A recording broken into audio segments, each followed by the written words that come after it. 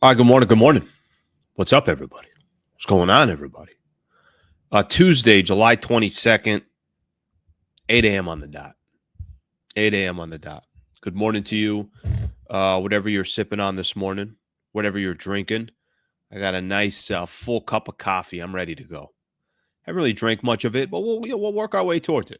We'll work our way towards it. As the show goes, I get a little bit of breaks. You guys throw some comments in there. We'll take a sip of our coffee. Take a sip of our coffee. Thank you for being a part of the show. Appreciate you guys hanging out. Day 2 here. So still in Vegas. I did mention yesterday. I did yesterday's show from Las Vegas. Shout out to Caesars. I'm here staying at the Caesars Palace. Shout out to them.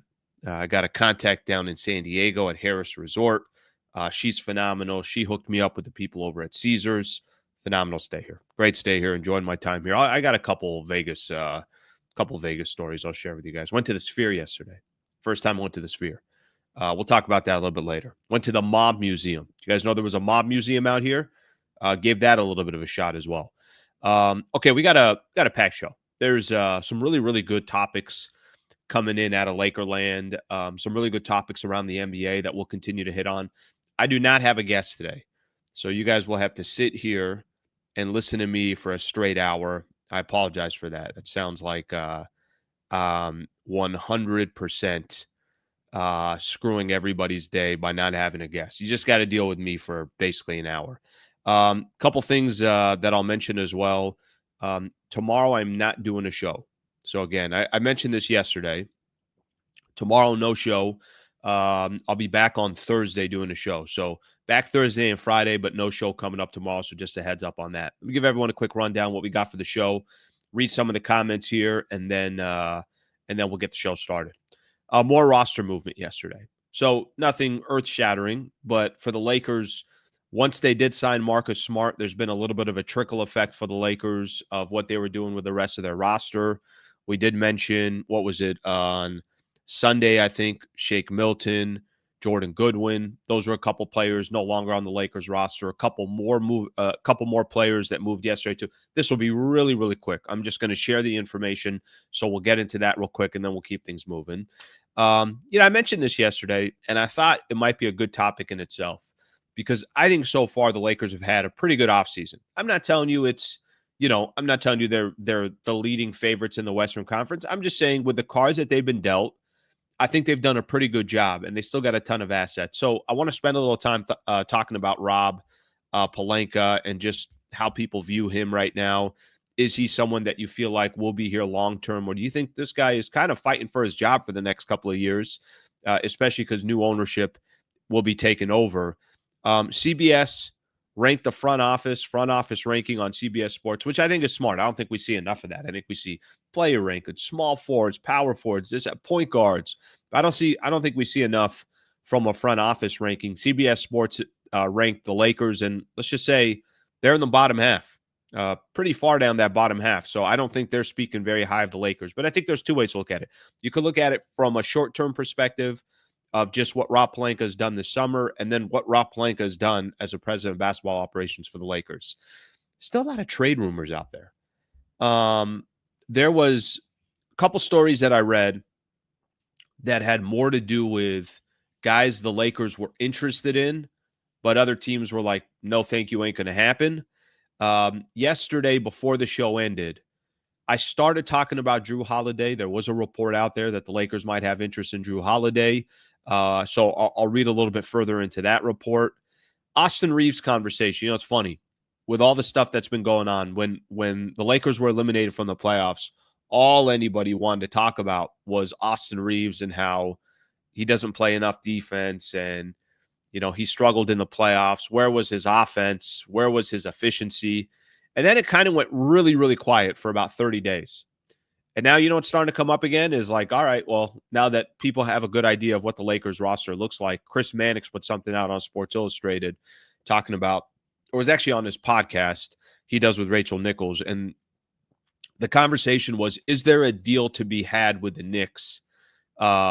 Looking at guys like Mikal Bridges, OG Anunoby. So we'll get a little bit into that story. LeBron exhaustion. I'm gonna kind of I'll wait on this one. I'll hold my comments on this one. But there were two things that were out there that I saw. The one thing that I will say, and this is specifically on the exhaustion part, there was a front office executive. Let me see here. Let me just make sure. Oh, no, I'm sorry. There was a scout out there that basically was talking about all the chatter around LeBron, all the chatter that had gone on around his extension, and basically said that he feels like there's a lot of people that are just tired of the LeBron stories. So I'll jump into that. I got some NBA stories out there as well, some good NBA rumors out there, some stories, and then we're going to call it a day. So thank you for being here. Appreciate you guys being a part of the show. Appreciate everybody who's subscribing to the channel. Like I mentioned, closing in on 33,000 subscribers. So if you guys don't mind subscribing, you're on the show. You've been just noticed the channel recently, or you're always on here. However you got here, and whatever the deal is, if you can please subscribe to the channel, I'd greatly appreciate that. Okay, let me read a couple comments. Get the show started from there. Let me just say this right out the gate: the Sphere in Vegas. Holy Jesus. Let's see what I watched yesterday. It's called Postcard from Earth. And it's like let's call it an hour movie, if you want to call it. I think the Sphere is going to do pretty good. I think they're going to be okay. Pretty damn amazing. Unbelievable. Honestly, I would make a trip just to Vegas to go to the Sphere, and then I'd get the hell out of here. I mean, if that's your game plan, then I would do it. Go get one of those cheap tickets where it's like $50 to get out here. Go straight to the Sphere, watch a show, and then get the hell out of here, and I think you're good to go. The Sphere's, it's amazing. It's wild. But I'm late to the party. But it's really good. Okay, let me get a couple things here. Let's see. I don't feel high at all about this roster and team. Okay, Steve, I appreciate your insight there. I will tell you this. You got to feel better about it today than you did a month ago, I would say. And that doesn't mean, again, I always try to emphasize this. I'm not trying to be too dramatic when I say the Lakers got better. I'm not telling you they're better than the Thunder or the Denver Nuggets. What I'm telling you is they got time to figure some stuff out, but they're definitely better than they were 30 days ago. And then we'll kind of have to wait and see. Do they do anything else, or do they kind of pump the brakes and wait and say, all right, let's kind of figure this out here and be a little bit more active after the season starts? But they got some options. And that's the one thing I will say. They definitely didn't put themselves in a position where they got no assets left, and that's it. They got no movement. Morning, Slee. HH, good morning, buddy. Back, yes, Thursday. Yep. Back in my regular setup. So back on Thursday. Okay, let's get things started here. I went too late on the intro, got to be honest with you. Cheers again to you. Quick coffee. Some quick news on some additional roster movement for the Lakers yesterday that went down. And I'll just kind of share this here real quick.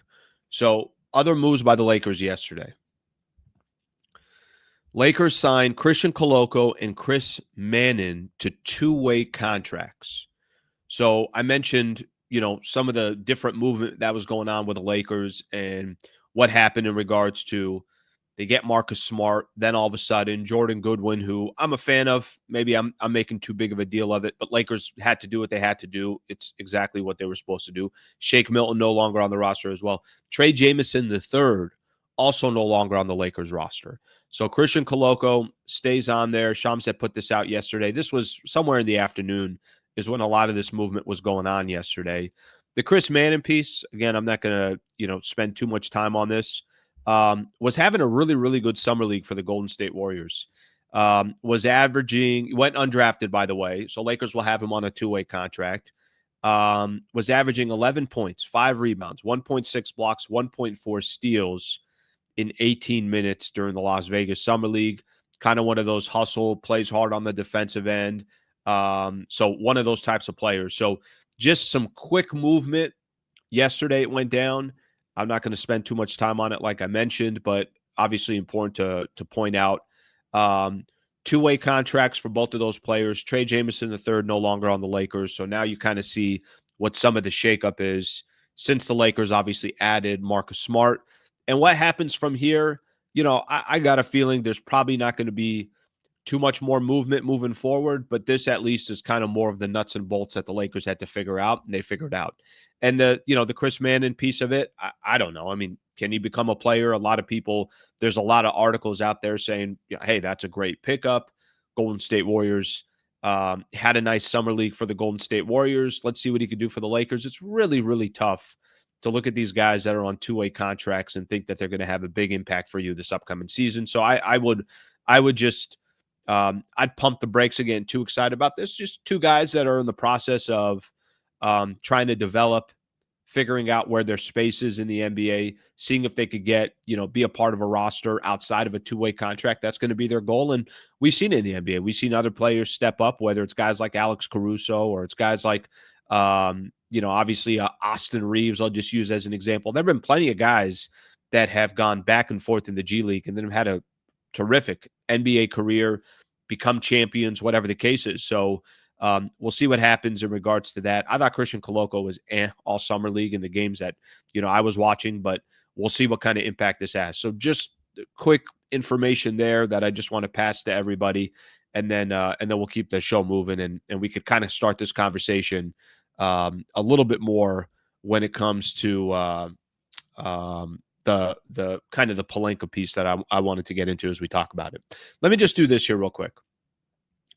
I think I think kind of setting up where the Lakers are sitting right now, what's next for the Lakers moving forward, right? I think that's kind of a fair conversation to start with. If you look at the offseason, Trevor Lane had put something up yesterday on X, and he asked the question, if you had to give the Lakers a letter grade, what would you give them? It was A, B, C, or D. It was those were the options that he put up there. And I put B on there. And I think most people, I think there was an overwhelming amount, 60, 70%, something like that, that gave the Lakers from a grade perspective this summer, they gave them a B. That's fair to say, right? Like I wouldn't, an A is you went out there and now all of a sudden you're top 3 in the West, top 2 in the Western Conference. Maybe you went out there, made another blockbuster move. That didn't happen. Lakers were working with what they had, and I thought they did a good job with the pieces that they had, and I don't think that makes them, it still probably doesn't even put them top 4 in the Western Conference or 4th at best. Anything can happen during the season. We'll obviously see what happens. So what do they do from here? They're not good enough to win a championship, one man's opinion, as constructed, but they did get better. And I think the question mark for the Lakers is going to be, how much more can you improve this roster as the season progresses? And is there anything that you want to do left in the summer? And I'm going to get into some names like I talked about. There's some rumors out there, some different names that the Lakers could potentially target or just are associated with the Lakers in some shape, way, or form. Now, not all those are always going to be accurate because it seems like every player is always associated with the Lakers. And we know that 5% of those are probably true, or 5% of those probably just happen. But the rest of them are just great conversation, great dialogue, and we go from there. So here are some of the options for the Lakers the remainder of this summer. One of the things the Lakers could do is they could just do nothing. They could just say, we don't want to give up any assets. We don't want to go out there and we still feel like the market is asking for, the price is too high to go make a trade. And even if it's an expiring contract, they want that first rounder. We're not willing to give it up. Or they want Dalton Connect, and we feel like, no, that's too much value. We're giving up too much.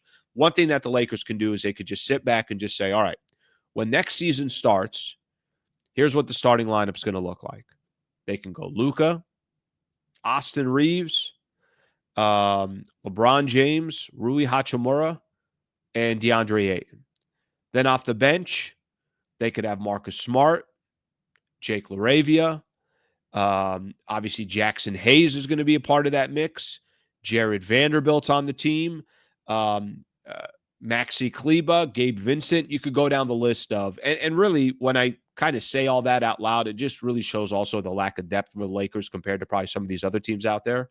So one of the options for the Lakers is we'll just wait. And then by the time next season starts And, you have that opportunity when the opportunity comes. Probably nothing until Christmas is where teams actually start looking at the NBA trade deadline and start trying to make moves. If you guys remember, when the Lakers traded for Dorian Finney-Smith, they traded for DFS. That was late. I'm sorry, that was really early. That was right after Christmas, and it was before the new year. So that's one option for the Lakers. Another option for the Lakers is, well, I got assets. Let me just go use the assets. And they do. And I think if there's one takeaway that I think means the most from this past season or this past offseason is whatever the Lakers have done and whatever they've been able to address, they still got that number one pick in 2031. I do believe that it's going to be very interesting to see. I think it's going to tell a lot what the Lakers do with that 2031 pick, because I think the old Laker crew, and I'm talking about, the front office before new ownership takes over. And I know there's a kind of a transition period here. It's not all going to happen at once. But I think the old regime, you got a first rounder, and before you know it, it's like burning a hole in your pocket. It's like, we got to get rid of this. I was giving the example yesterday. You always got that friend. It's like, if he's got any money in his account, it's gone.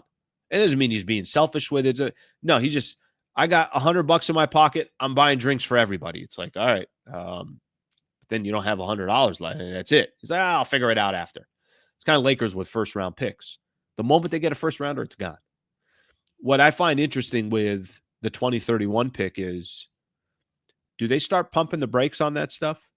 Do they stop? Did all of a sudden, does the franchise start looking at draft picks and say, hold up, we don't got to get rid of these picks every 15 minutes. You got to get rid of a pick. Just take a second, let it breathe. If we're going to give up a pick, then we got to make sure that we are really, really getting back the proper value in order to do so. Plus, there's also a lot of rumors that 2031 pick, if they hold on to it, now they have 3 first rounders next year that potentially they can shop. So maybe they still end up giving the picks away, but maybe they just wait to accrue more picks before they actually go out there and make it happen. So I think what's next for the Lakers, I think they could take one of two paths. I think it could be quiet the rest of the way, a lot more calculated. Okay, we address some needs, but there isn't a trade out there that we feel, we want to go make, or we're going to be desperate to go make. So let's pump the brakes on that. But the other idea is they're even more aggressive. And it's, hey, Rui's still up for sale, and so is Dalton Connect. And forget the 2031 pick. And hey, is anybody calling us on Austin Reaves? We're willing to listen. I got a feeling that it's not going to be the case. I have a feeling that things will kind of quiet down a little bit for the Lakers. If a move becomes available, if there's something to be had, then I think they'll address it. But I also wouldn't be surprised at all if the Lakers just say, let's slow down here. We got a couple key pieces that we needed. There's no risk on the roster right now. There's no long-term contracts that the Lakers are putting themselves into, and they have all their assets.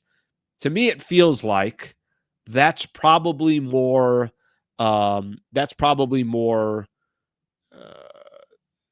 likely than them going out there and going, whatever you want to call it, however you want to describe it, getting super, super aggressive. I find that a little bit less likely. Okay, I want to read a couple of the comments here, and then I'll spend some time on this Lakers front office ranking on CBS Sports that talks a little bit about Rob Pelinka. Okay, let's see what we have here. Need to trade Gabe, Maxey, Vando, and Dalton for Jeremy Grant and Shaedon Sharpe. Sounds great for the Lakers. Sounds awful for the Portland Trailblazers. So I don't think that one's coming in anytime soon. If you can go make that happen, go make it happen. Luka and Reaves in the starting lineup together is a no. Reminds me of we had D'Lo and Austin together. So a little bit later, I'm going to get into one of the trade chatter I mentioned with Chris Mannix, and he mentioned the New York Knicks, and that how with Mike Brown as their head coach, Mike Brown's going to want more offensive-minded players. So maybe making a trade for Austin Reaves might be smart for the New York Knicks. And instantly in my head, I'm like, you're going to have Jalen Brunson and Austin Reaves in your backcourt. If you give up an OG Anunoby or a Mikal Bridges or, one of those guys, I guess technically you can have Josh Hart still there, whatever the case is. But instantly my head went to, if you're going to have a backcourt, you got to have some type of defense, and I'm not sure if that's going to be the defense that you're going to need. All right, let's see what else we have here. Let's see what else we have here.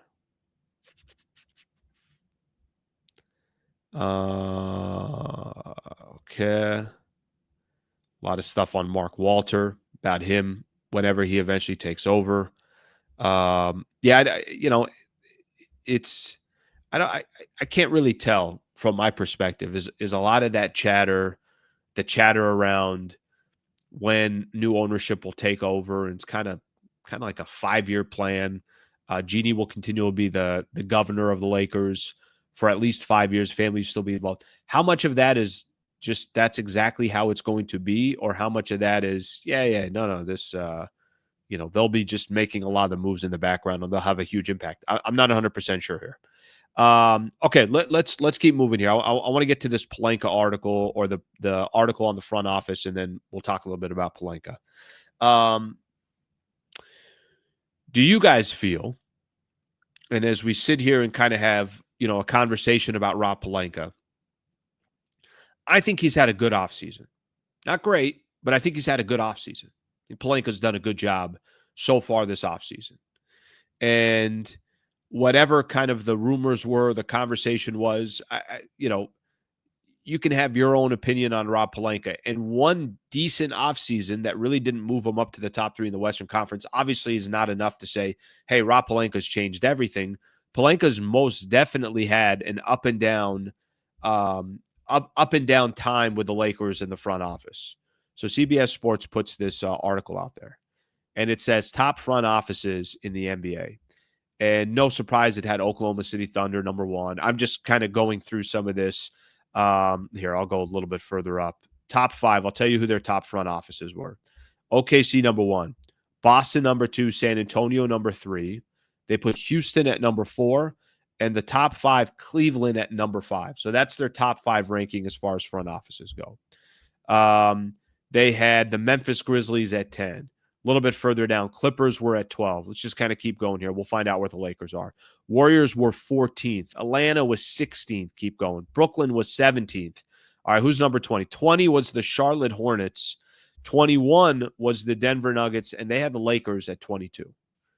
They also kept emphasizing in the articles like, hey, there's real optimism here because new ownership's going to be coming out. But as of right now, they put the Lakers at number 22 at front offices in the NBA. Now, front offices is not obviously just Rob Pelinka. That's your whole front office. That also has to do with your ownership, has to do with your scouting. It has to do with assistant coaches. I mean, there's a lot that goes into it to make up an entire front court or to make up an entire front office. Here are some of the areas that I think from a Pelinka perspective, I think there's 2 ways to look at this. I think there's the short term and then there's the long term. I think right now, Rob Pelinka clearly has been in the position long enough to where he understands how the business works and he understands the challenges maybe the Lakers are going to have with doing deals with other teams. I think there's a lot of angles you can take on this from a big picture perspective. The question that I think I have, because I think in the short term, I think Pelinka, like I said, has done a good job so far this offseason. I think the bigger question is Pelinka the guy in 2 years from now? Is he the guy in 5 years from now?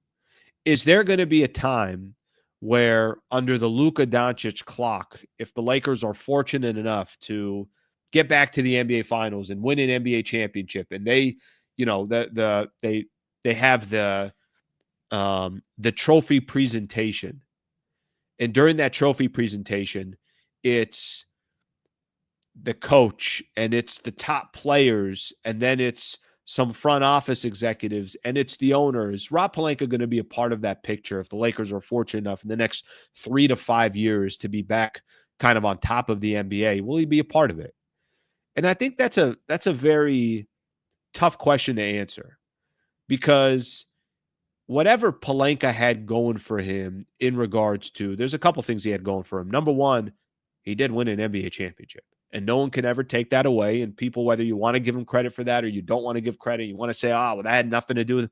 I don't even know that the championship in 2020, I feel like most of the time that's brought up, I don't even know who gets credit for that, because anytime it's brought up, people want to devalue what that championship was. All right, you could devalue it as much as you want. They won an NBA championship, and Pelinka was a part of that, obviously clearly a part of that front office. 3 to 5 years from now, is Pelinka still here?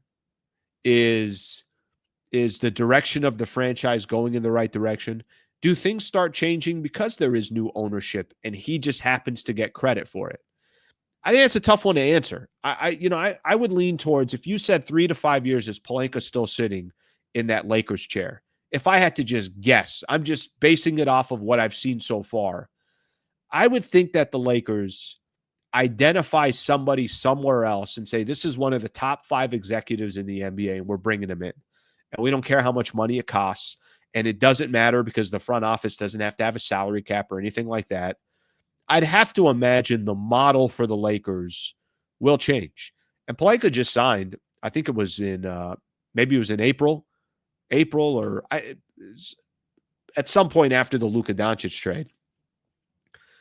He signed a long-term extension with the Lakers. Nobody really gave the details of what long-term means, but he did sign a long-term extension. But the way I kind of look at the way ownership will operate eventually is they're not going to try to recreate the wheel. They're going to say to themselves, who are the top 5 executives in the NBA? Let's go get one of those guys. And let's give one of those guys all the resources that you could possibly think of. I think there is going to be something for Rob Pelinka, and this happens in any business. New ownership takes over, and they may very well say, yeah, we want to hire our general manager. We want to hire our sales manager. I want to hire my president of, my CFO. That happens a lot when ownership changes in any business, in any company. I don't know if this is going to be all that much different when it comes to Pelinka, but I'm going to give Pelinka his due, because I do think he's kind of ran into some things this summer that has worked out well and hopefully will work out. And it's going to have absolutely it's going to be no risk or no threat to what the Lakers are doing big picture. And I think the big picture in mind will be, do you have enough assets? If one of these big time players wants to shake loose, will you have the assets to go get him? And I think the Lakers are clearly holding on to some assets and holding on to that 2031 pick. They got kind of lucky, to be honest with you. The Mark Williams deal that didn't go down and the Lakers backing out of it, they would have had Mark Williams. Maybe there would have been questions about his health, and you would have not had that 2031 pick. Obviously, Dalton Connect was part of that deal as well. You kept those assets, all of those assets, and you got Ayton, who's 26 years old, that has other issues, but not necessarily health issues. It's going to be, can he really make an imprint in the NBA? Can he do what he's hoping to accomplish in the league as well? Okay, let's take a look at some of the comments here. Let's see what we got here. Pelinka will keep his job for holding on to our assets, and next year they'll expect him to make a trade with the 3 firsts. Which I will tell you this, doesn't that sound a lot more responsible than just waving off every first rounder you get at any time? If they have the money like they claim they do, then I'm sure they'll be fine paying Rob to sit at home if they fire him. Yeah, Alex, I'll tell you this, and I think this just kind of comes with especially this ownership group. Maybe they let it marinate for a couple of years. They kind of leave it alone, and then they come to a decision. This is the best way that I can describe it.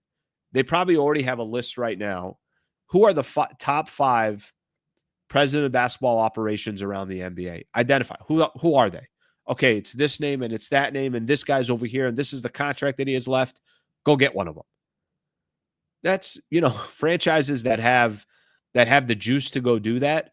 I don't think JJ Redick's going anywhere anytime soon, but hypothetically, in 3 years from now, if JJ Redick isn't doing what they feel like he should be doing, don't you think they would kind of do the same thing? Is there a salary cap in the front office, coaching, this, that? There isn't? Cool. Give me the 5 top best coaches in the NBA and see one of those guys want to come coach the Los Angeles Lakers. That's going to actually really be the biggest advantage the Lakers have when the dust settles. The CBA is going to be the CBA, but at the end of the day, that doesn't have any effect on what they do in their front office. By the way, 22 in that front office ranking, I could, no question about it, find 15 front offices that are worse than the Lakers. That's, my opinion, but they put the Lakers at 22 on CBS. Let's get a few more of these in here, and then we'll keep things moving. Slee, haven't we heard the assets line before? I think Rob has a strain that the rest of the league won't touch, or a stain that the rest of the league won't touch. I think we have heard the assets thing before, but I think why it's different this time, I think this time they're actually really paying attention to the contracts. It feels like they have a little bit of a plan, and they're trying to make sure that some of that money that's on the books isn't extending past that 2026, 2027 season. So 2 years from now, they got wild flexibility. Next year, they got a lot of flexibility as well. If, whether LeBron decides, hey, he's done, this is the final year of his contract, or he decides he wants to play somewhere else. Okay, a few more of these in here, and then we'll start talking about some of these trade rumors that are going on around there. New sheriff in town, 100%. There definitely is a new sheriff in town. Luka recruited Smart and Ayton. Laravia got recruited by Reaves. Pelinka didn't do anything other than sign that paper. All right, how did the Lakers get Luka? Did Pelinka have anything to do with that one? I don't think people will give him credit there as well. People, I will tell you, pretty funny. I mean, when they don't want to give somebody credit, there's nothing you could do, and they won't give credit. I think Pelinka deserves credit this offseason. I do.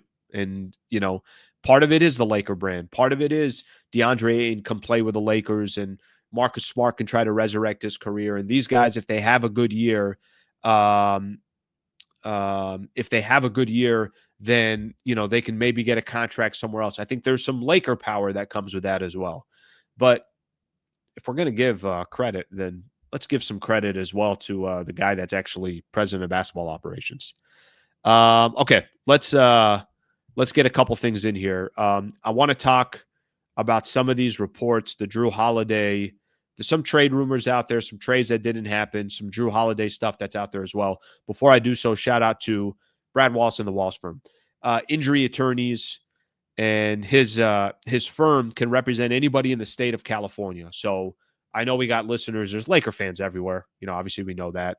But if you're in the state of California and you're dealing with a serious injury, a family member is dealing with a serious injury, something happened at work, a wrongful death case, we created a URL, wallacewins.com/Sliwa, wallacewins.com/Sliwa. If you go to that website, you can get an absolutely 100% free consultation, have them kind of just help you, guide you in the right direction. And that direction that I'm referring to is giving you at least a little bit of a path to where to go when it's such a daunting, intimidating process that you probably have no real education on when it comes to this. Why would you? You're not an injury attorney. He is. He's been in the business for about 10 years. I've known him for about 5 years. Please. It's a great way to support the channel is to work with some of our partners and advertisers. But I think, in this case, if he can help you, and I hope you're never in a situation or predicament like this, you can go to the website, wallacewins.com/Sliwa, wallacewins.com/Sliwa, the Wallace firm, a proud partner of the Sliwa Show and of Hoops Talk as well. So shout out to them. Okay, keep things moving here. I saw this, there have been a lot of reports around the Lakers, which isn't, a surprise or a shock or anything like that. But some of them I find a little bit interesting. Wolves quickly shut down Lakers' interest in Donte DiVincenzo trade. Okay.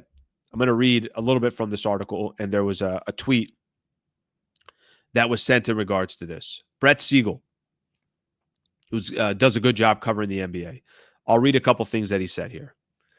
First off, he's just talking about in general, a lot has changed in the Western Conference in 1 week. CP3, Bradley Beal to the Lakers, to the Clippers.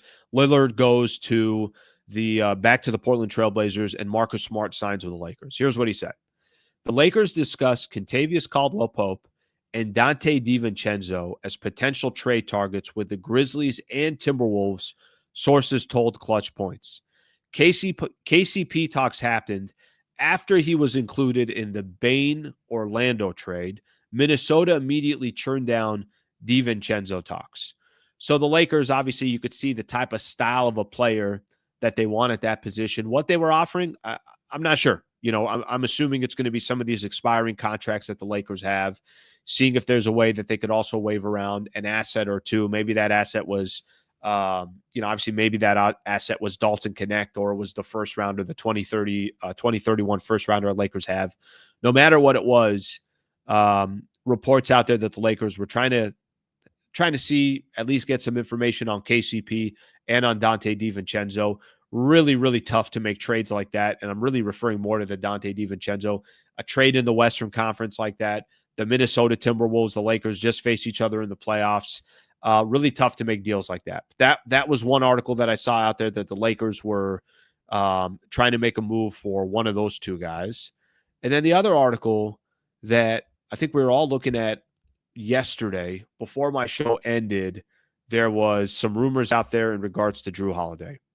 So let me just kind of read this here real quick. And I think for a lot of people, there's going to be a question for, in regards to the Lakers, is the long-term plan, the short-term plan. I just want to see one thing on Jrue Holiday. Just want to see how long his contract goes for. The interesting thing for me with Jrue Holiday, and let me just kind of give what the article says and what some of the reports were. And nobody's saying that this is going to happen. It's just, again, chatter around the NBA and always chatter around the Lakers. There's somebody that works for Fast Break Journal, Grant Afseth, and I also saw this. A couple of people aggregated this, and they took this on Twitter as well. Multiple sources recently told FastBreakJournal.com that Holiday is a name to monitor, particularly as a potential target for the Los Angeles Lakers. That's not to say active conversations are taking place, but his name continues to surface in NBA circles as the team evaluates options to add more talent around LeBron James and Luka Doncic. Other teams are monitoring the situation, though the Lakers are widely viewed as the most natural fit if Portland explores a deal. There was a chatter when Holiday gets traded from the Celtics, goes back to Portland. And there were conversations that he's not happy about it, was not happy with the idea, was not happy with the concept. He's on an expiring contract. He's set to make $32.4 million in 2025, 2026. So I think for those that are, obviously looking at, well, what is this contract? What would a contract like this mean big picture for the Lakers? What would a contract? Is this going to screw them up for the future? Jrue Holiday is obviously not a young player as well. He's been in the league for a long time. So I don't think, anybody saying that, yeah, Jrue Holiday's the future or anything like that. I mean, this upcoming year is going to be 36 years old. No, I'm sorry. He's going to be 35 years old.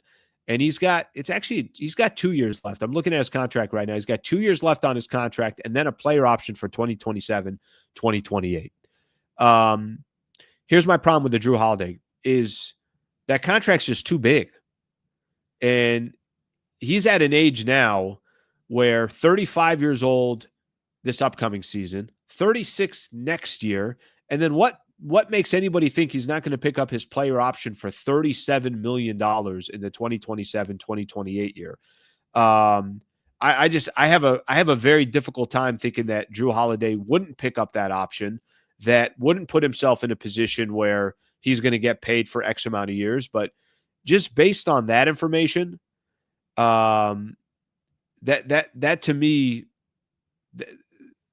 doesn't really make any sense, to be honest with you. Way too much. If he was on an expiring contract and this was it for him, okay, that's a different conversation. But to go get Jrue Holiday and know that you got 2 years left guaranteed on his contract, and then he's got a player option in 2027, 2028, no thank you. I mean, just frankly put, just to kind of simplify this, I like the player Jrue Holiday is. I like the champion Jrue Holiday is. Jrue Holiday has been a winner and a really good role player in a couple different stops that he's had. Obviously, Milwaukee being one of those, and his time in Boston.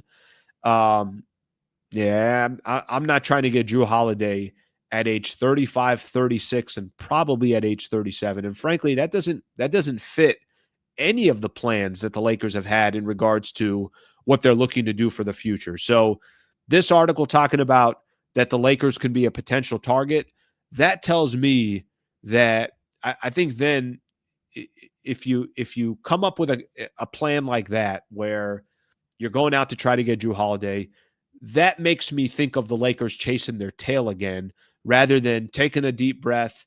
I mean, isn't this part of the reason why, I'll use as an example, they decided Jake LaRavia over Dorian Finney-Smith? Isn't this part of the reason why they didn't go out there and say, hey, we got to go get Brook Lopez or Clint Capella? It's like, no, why don't we just go get Ayton at 26 years old, who's going to be available in a buyout, can come to the Lakers, and then we're not really promising anything past 2 years max, and that's because either Marcus Smart or DeAndre Ayton or both of those players didn't have good years, and they come back to the Lakers at the $8 million and the $5 million or $5.5 million, whatever it is. Yeah, I'm not feeling that one. Not feeling that one. So the more details that I see in that one, for a quick second there, I did think that. I did think for a quick second, I didn't know he still had 3 left on his contract. And I'm talking about Jrue Holiday, and then the third one, that third year is a player option. Does somebody want to tell me there is not a world that exists that Jrue Holiday is not taking that third player option, the third year of the player option, because he'll be 37 years old, making 36-ish or something along those lines. Okay, let's take a look at some of the comments here. Let's see if people, if I'll only trade Holiday if they take Bando contract's nothing. That's $11 million a year. That's not a big deal. I think he's 4 years, $44 million. But Holiday on 30 plus at age 37, and I'm closer to $40 million. And by the way, I'm a fan of Jrue Holiday. I'm just that ain't happening. I didn't want a 35-year-old Holiday at $30 million. He's not the same player, just like DFS. We kept getting the player after their prime. There's one thing to say as well. If you told me it was an expiring contract, it'd be like, okay, that might make sense. But yeah, what the hell are the Blazers doing making that trade?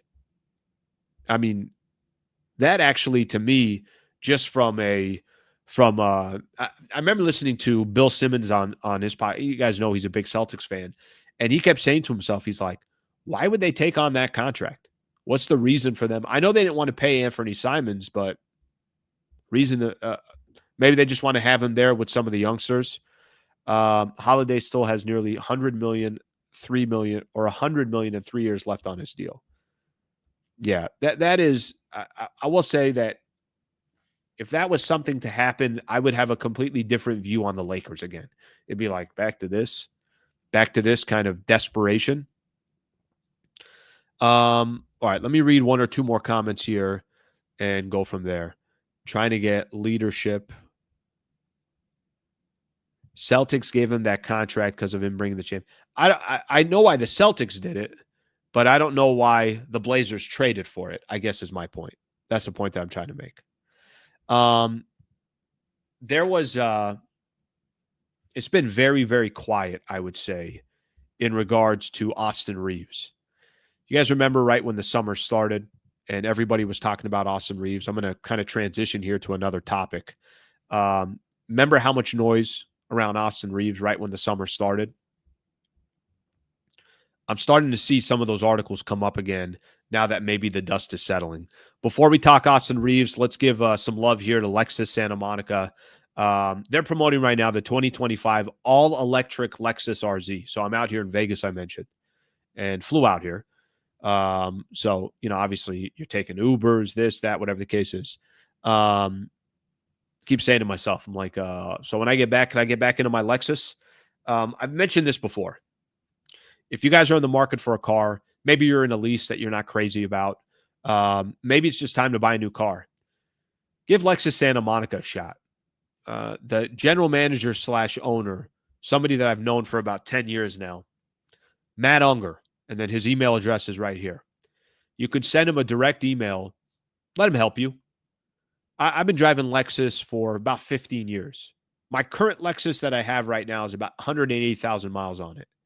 Usually when I buy Lexus, usually when I buy a car, I try to be strategic with it. I'm not somebody that needs a new car every couple of years. And I would encourage you guys, A car is not exactly an asset that you buy and say, hey, I bought it 5 years ago. It's now worth double. That's not how cars work.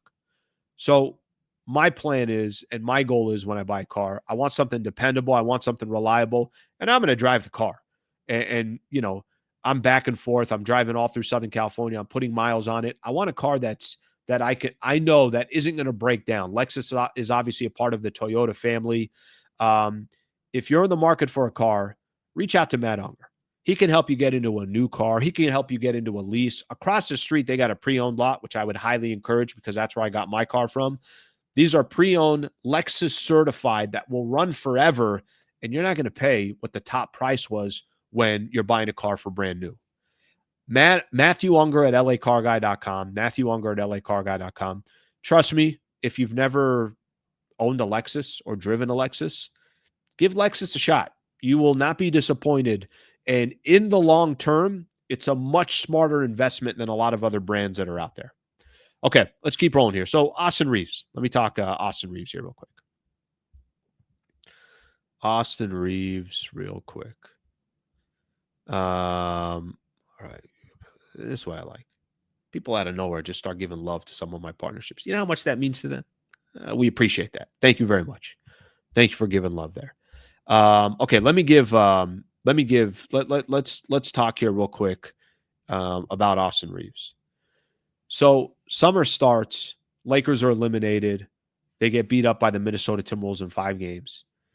And everybody started coming out talking about Austin Reaves. This player's not good enough. Shop him. Get him out of here. Not everybody, but a lot of people did. One of the big storylines that I've taken from this entire offseason, first 30 days, maybe the first couple of weeks, maybe 30 days is too long. Everyone had something to say about Austin Reaves. And honestly, I don't think it was very positive. I think part of it had to do with his plays. Part of it had to do with him in the backcourt with Luka Doncic. Part of it had to do with you can't win with that type of backcourt, which I'm not going to disagree with because I do think you got to have players that also shine on the defensive side. That's probably part of the reason why I got so excited that the Lakers got Marcus Smart and got him at the value that they did. But it's kind of died down now. There's been a lot less chatter about Austin Reaves. I think also, too, it really didn't feel like the Lakers were going to go out there and make a trade for Austin Reaves. He's going to be in the final year of his contract. We know that he's going to get paid. He gave up the 4 years, $89 million extension he could have signed. Why? Because he's about to go get paid probably $30 million a year when he's available next year, unless the Lakers are obviously able to work something out with him. But the conversation really quieted down about Austin Reaves.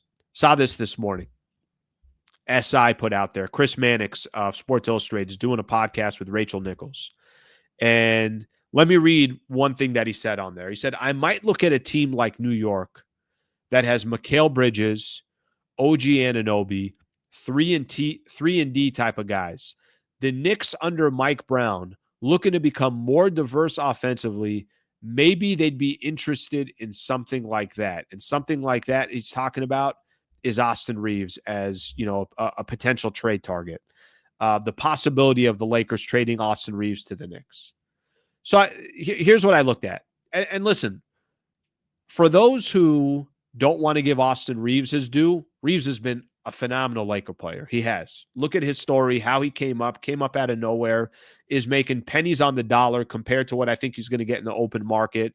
He's on a very valuable contract, and he was putting up 20, almost 6 assists and 4.5 rebounds per game last year. Those are phenomenal stats from Austin Reaves. Phenomenal stats from Austin Reaves. Does he have his faults? Sure. Of course he does. I wouldn't question that. I mean, I think he does have his faults. I think, if you look at him and defensively, it's not an effort thing. I think he gives the effort. I just don't think his, a lot more people that are wildly more athletic and guys hunt Austin Reaves. And then once you traded for Luka Doncic, now that I think exposes Austin Reaves a little bit more because you don't have more backcourt help. I think it brought in a lot of questions of what the Lakers do from here. And that's why Austin Reaves has been a player that has been brought up so much. If I'm the New York Knicks, I don't think I'm trading for Austin Reaves, and I don't think I'm trading for him because of some of the reasons I said. Now you're going to have Jalen Brunson and Austin Reaves in your backcourt. But just to give you guys a little bit of example, OG Anunoby is 28 years old. He's got 3 more years guaranteed. OG Anunoby is a 3-and-D player, and I think OG Anunoby is a hell of a player. On a 5-year, $212 million contract, he's got 3 more years guaranteed. Mikal Bridges, more interesting. Final year of his contract at $25 million per year.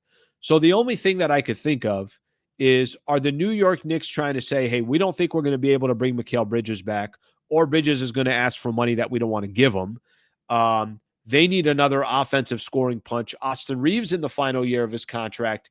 Is there a way to do a deal? 2 guys expiring contracts, and then they sign extensions. One signs in New York, one signs in LA. Mikal Bridges also 28 years old as well. I think for what the Lakers need and what the roster looks like, they're better off with a Mikal Bridges type of player, or better off with an OG Anunoby type of player. Just those, like I said, the big guys with length. Now they're going to be playing much more off the ball, which obviously that's kind of what Luka's going to want. I still think there's a lot of value in Austin Reaves. I'm still a fan of Austin Reaves, but I do want to get your guys' thoughts and opinion of just from that article that was read out there. Let's see what we got here. New York fans would love Reaves. They're not trading either of them. The one thing I will say, Victor, I will say with the Knicks, it's a little bit interesting. I don't know what Mikal Bridges' future is with the Knicks. So I just have no idea what that's going to look like. And they're going to obviously be, I think Knicks are probably going to be the favorite coming into this year, coming out of the Eastern Conference. You got no Dame in Milwaukee anymore. I think, the Bucks, I don't think they're going to be a team. I think they're going to be a good team, but let's just say I don't think they're going to be one of the favorites. We know what's going on with Boston with the Tatum injury. Tyrese Halliburton and the Indiana Pacers were a game away from getting to the NBA final, or game away from winning the NBA Finals. He's basically going to be out all season long. So we'll see what happens here. Some people saying, who cares about Austin Reaves' regular season performance? I think it matters. I do think it matters to an extent. And then he wasn't good in the playoffs. So, but can I ask you this question? Who was good in the playoffs? Who in the playoffs performed where, Luka was good in the playoffs. Luka was also, by the time the fourth quarter ran around, he looked like he was winded and tired. LeBron clearly had moments where he was really, really good in the playoffs. Might have been the Lakers' best player. He's 40. So I don't want to isolate just, well, he wasn't good in the playoffs and that's it. There's no guarantees Austin's going to stay. Yeah, he's staying. He wants to, but if someone ponies up the cash, he will go. Frankly, he should as well. If he can get paid market value and the Lakers don't give him market value, then he should go get what he deserves in the open market. If the Knicks trade Bridges, originally from the Knicks fans are going to roast their front office. Yeah, because they gave up. What they give up? How many picks they give up? Somebody here saying they gave up 6 picks for Mikal Bridges. I think it was 6. I think you're right on that. Role players didn't show up. And then role players also didn't get opportunities to play. That was the other piece of it, is not only did they not show up, a lot of the times they didn't even get opportunities. He was outplayed by Alexander Walker. He was outplayed by a lot of players from the Minnesota Timberwolves, but yeah, a lot of those players for the Timberwolves as well. I think they were just, how do I describe it? They just had an absolute open field to get to the basket. So, and it's not like Alexander Walker was good in every game or anything along those lines. It just games here and there. All right. I do have, I'm going to wait on this LeBron thing. I don't want to do the LeBron thing. I'm going to wait for that.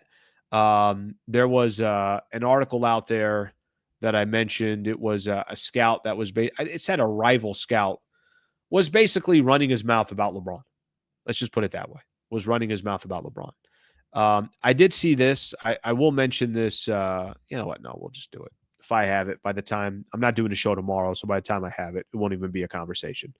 The there were two things here. The LeBron exhaustion. I'm going to just read this from an NBA scout. I think we're all suffering from LeBron James exhaustion. This was an article Sam Amico put out there on the Hoops Wire. Let me just kind of, first off, he compliments LeBron as well, but let me just put out what he read. I think we're all suffering from LeBron exhaustion at this point. I mean, how many more summers are we going to do this? Where does it end? Obviously, he's talking about the offseason and all the comments that were out there, or comments that weren't made, or the Rich Paul statement that was put out when he signed the extension. Here's what he said. But has he commented on anything the Lakers have done this offseason? I don't think so. But he sure has praised the Cavs. Something weird is going on there. Keeps going on. He's too old to be doing this. I admire LeBron, the player and the person, but enough is enough. The NBA is soon going to march on without him very soon, and it will indeed move on, and it will flourish. I just think it's time for LeBron to take a backseat to the guys who are the new faces of the league. I think fans are getting sick of hearing about him, especially when it's all just nonsense. This is, again, an NBA rival scout. Couple things I take away from this. Guy's not mixing his words. So he definitely has an opinion about LeBron. A little bit of hate there. A little bit of haterade on LeBron in regards to this. Definitely somebody that is not crazy about LeBron. Definitely somebody that's not crazy about LeBron wielding his power. Let's put it that way. Yeah, listen, I get sick of some of the LeBron stories. I do. I think that's no question about it. I think that's natural that it comes to play. But it's also worked for LeBron. It's not like he hasn't been the face of the league for going on his 23rd year, because he's still the face of the league. And here's the problem when somebody says, oh, I'm sick of it. I'm sick of the noise, this, that. It's still a story. You know, if you told me Al Horford was making this type of noise and saying this, that, nobody would be writing about it because nobody would care. It's no offense to Al Horford, but he's not LeBron James. The difference with LeBron is he's still leading SportsCenter on some nights. He's still dominating X or dominating Instagram or some of these podcasts, sports talk radio. Everybody's talking about it. He's still really, really good. And he still is. If he's not the face of the NBA, he's one of the few faces in the NBA that when you look at him, you're like, yep, that's LeBron James. An international superstar. Has been, is considered one of the greatest to ever play the game. So I don't think people should be surprised that he still, when he talks, people listen. But I think what this NBA scout probably is not taking into account, people are still interested in hearing about him, which is why it's always brought up. Listen, I'm with you. I get annoyed by some of the conversations as well. It's not that I don't. But this sounds like a lot of hate towards maybe not, when I see rival scout, I'm like, yeah, this is somebody that maybe he's been losing to LeBron for a long time. But one rival scout told Hoops Wire, how many more summers are we going to do this? And it goes into that entire chatter. So, yeah, somebody hating on LeBron. What are you going to do? What are you going to do? And some people, I also wouldn't be surprised if some people agree with some of this stuff and if they feel the same way. But I think there's more context to it just than, is he still doing this? I think there's some more context to it. Okay, last thing that I want to mention here real quick.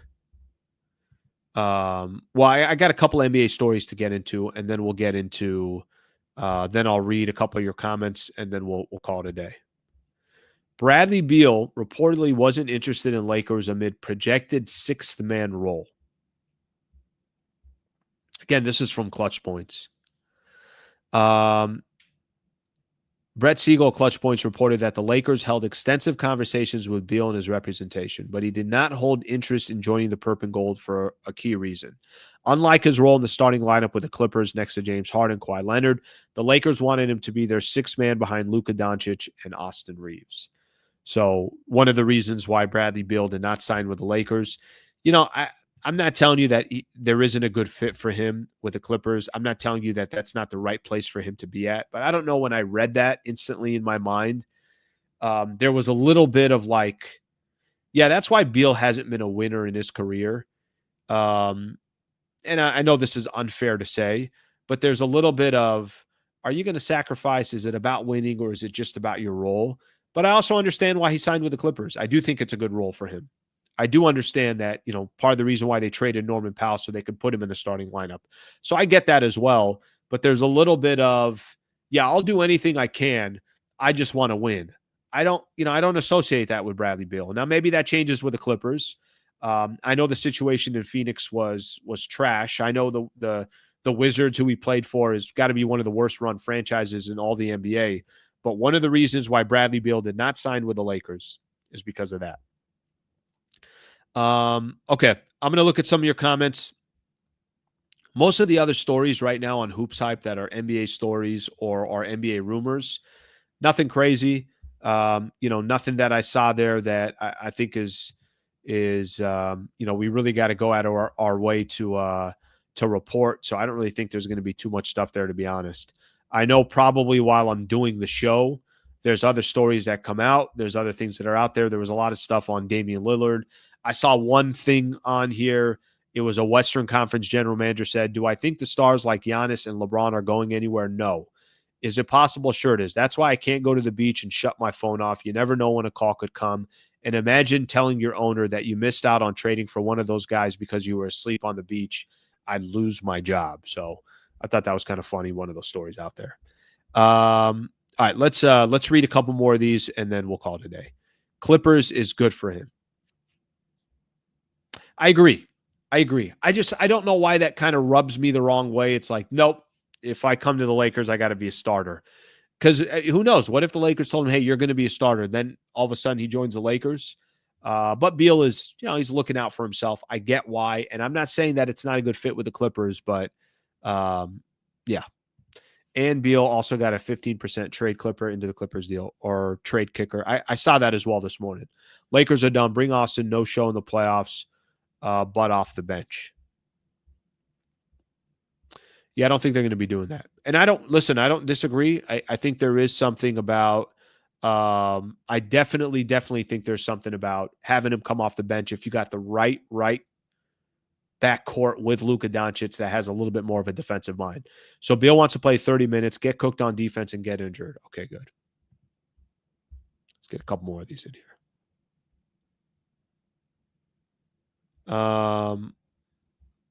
Need a wing and a big. Okay.